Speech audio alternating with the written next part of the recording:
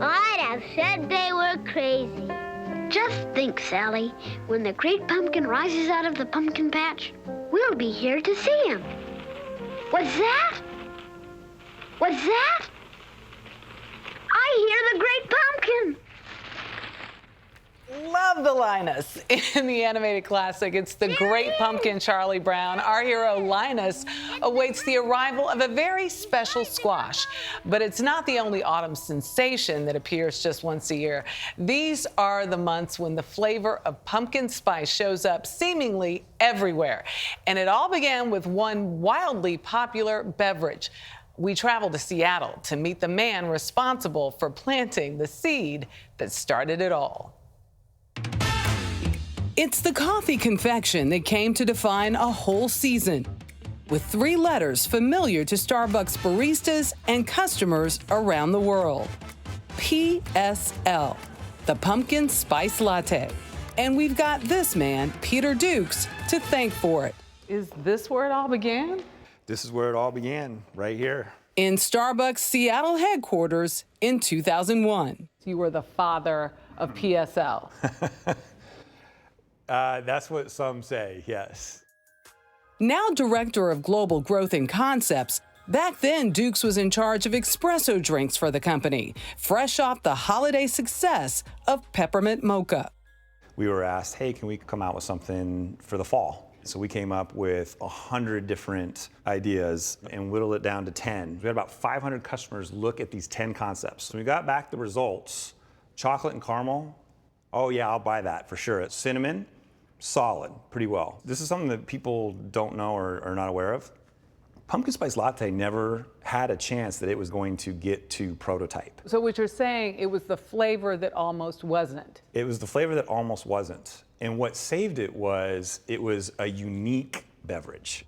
What we didn't know at that time was whether or not it was something that our customers would want to try. So making that winning flavor would be no piece of cake, although it did involve a slice of something else. We brought in pumpkin pies into our R&D lab and actually just poured shots of espresso on them and ate them. Pumpkin Spice Latte. And for 18 years, customers have been eating them up. We said, hey, Pumpkin, meet Spice. You guys are gonna be best friends. With more than 500 million sold since their 2003 debut. This probably is something that psychology and economics and marketing classes could be studying for ages. This is the first pumpkin spice latte of the year. Neurobiologist Catherine Franson of the Science Museum of Virginia believes that all that success comes down to science.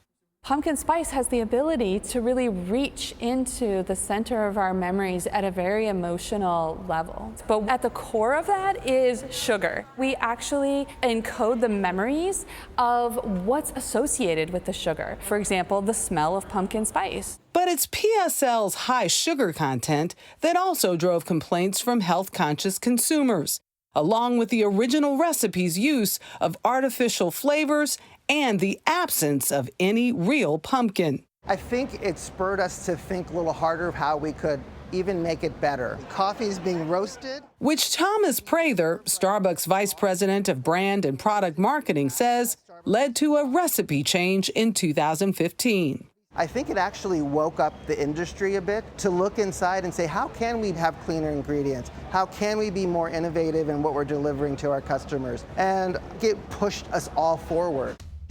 And pushed the hype as well. That's the year the PSL got its own Twitter handle and official Instagram account. Then, 2 years later, Starbucks live streamed the early arrival of its PSL, debuting it in late August. It logged more than 8 million hits.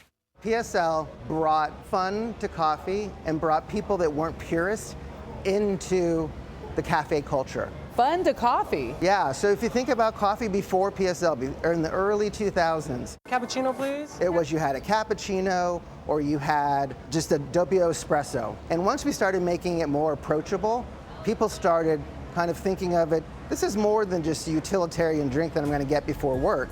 And that led to a profusion of products, including seasonal beverages, even an expansion of its spaces like this giant reserve bar and bistro in select cities, just in time to celebrate the company's golden anniversary. Would all of this be possible if not for PSL, Pumpkin Spice Latte? I think Pumpkin Spice Latte and the success of that gave us the confidence that we could do whatever we wanted to do with coffee.